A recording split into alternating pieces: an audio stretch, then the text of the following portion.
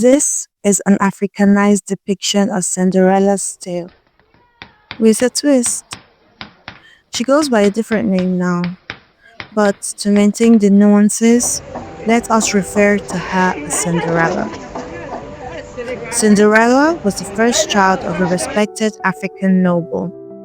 She grew up in a home where all was well between her parents, until it was not. It began with the arrival of the second wife. At first, the two women lived in harmony, cooking together, raising their daughters as one family, until the second wife gave him the thing he most desired, a son. From that day on, she walked on air in his eyes, showered with lavish gifts and affection, while the first wife, weakened by illness, was left to fade. She and her daughter were made to fend for themselves, clinging to each other until her mother passed, and Cinderella was truly alone in the world. She did everything for her family, fetching water, gathering wood, cooking meals, yet was often left with scraps when mealtime came. But two whips for an orphan. This was Cinderella's life now, and so she labored diligently, if only to avoid the wrath of her family. One day, while fetching water from the mystical and beautiful river, she noticed something.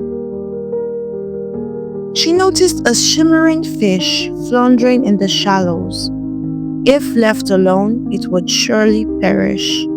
So, moved by compassion, she lifted it gently and returned it to the water. The fish swam away gladly.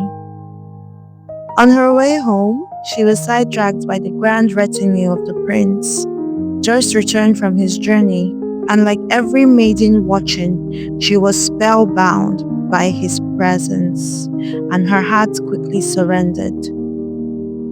Word soon spread of a grand festival to welcome the prince home. The village buzzed with joy.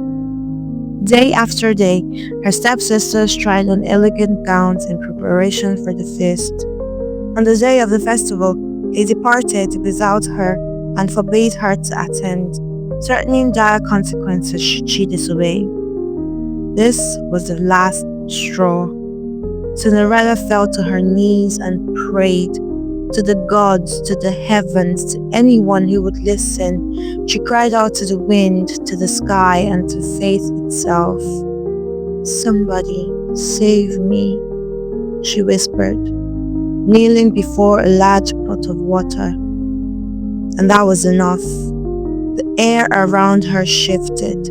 Something unseen stirred, and then she was transported to the riverbed of Alamma, the youngest daughter of the water god. Emerged the goddess, adorned in beads and pearls. Droplets of water glittered like stars upon her radiant skin. None could withstand such a sight and remain unchanged. Startled, Cinderella stepped back, but the goddess's voice rang clear, soft, and ancient. "Don't be afraid, child. You called." I did," Cinderella stammered. "You need help. Speak your desire. It may be foolish, but I love a prince, a soul far beyond my reach. I merely wish to look upon him again. My little brother was trapped in the shallows, and you saved him. For that I shall grant your heart's desire. Speak it, child," Alama responds. "I would go to the festival," Cinderella says. "Yet I've been forbidden. I just want to see him, only to see. But if I am found there by my family, I shall be punished." Alama considered her for a while before answering.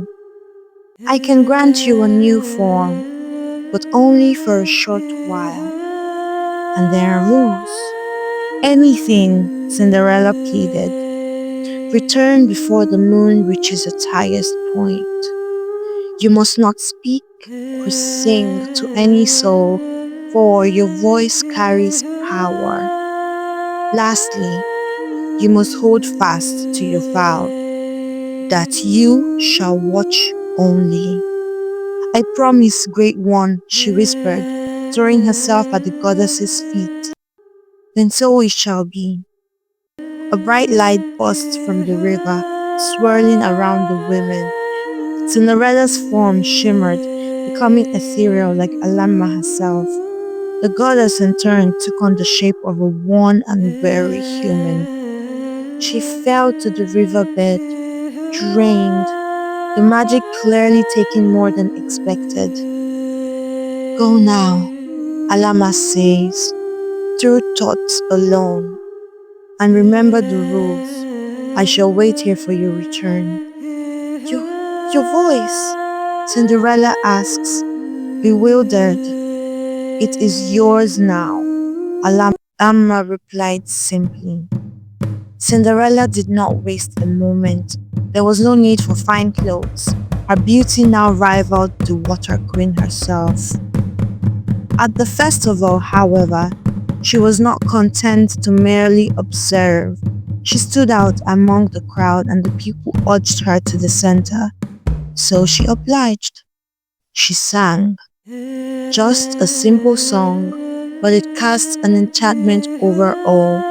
The prince fell for her then and there and proposed before the gathered crowd. In the euphoria of a new beginning, Cinderella forgot her promise. And when she remembered, she chose not to return. Far away, Alama still sat by the river in Cinderella's tattered clothes and her worn-out body. Sadness clouded her as she watched the moon rise. Only then did she truly understand. She had been betrayed by the human she sought to aid. To be continued.